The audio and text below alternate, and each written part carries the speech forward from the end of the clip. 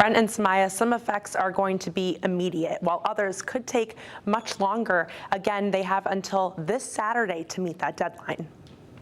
The clock is ticking for Congress to avoid a government shutdown. If Congress does not act to fund the government beyond October 1st, then there will be a shutdown. With the deadline only days away, federal workers are bracing for the impacts.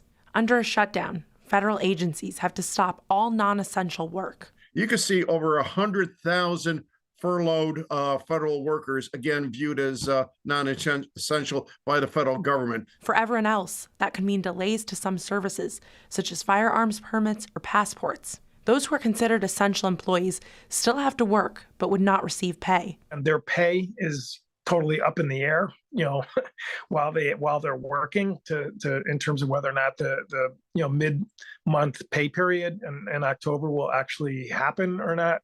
That includes air traffic controllers, federal law enforcement officers, and the military.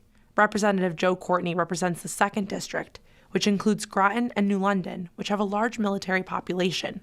Groton Submarine Base is the largest military installation in New England. It's about 9,000 sailors and officers, all their dependents as well, that live in that part of the state. But there's a lot of civilian DoD employees that make that base go. All of whom could be impacted by a shutdown.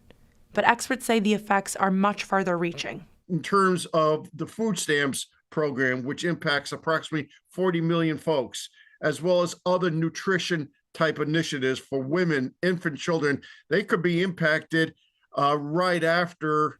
Social Security and Medicare payments would still go out, and the Postal Service would not be affected. With the shutdown looming, Speaker of the House Kevin McCarthy is urging his colleagues to come together to avoid it. Let's make sure the government stays open while we finish doing our job, passing all the individual bills and getting this done. Coming up next on the news at 11, I'll have more on one of the indirect impacts of a government shutdown that could affect even more people. In the studio, Gabby Molina, Fox 61, Connecticut's news station.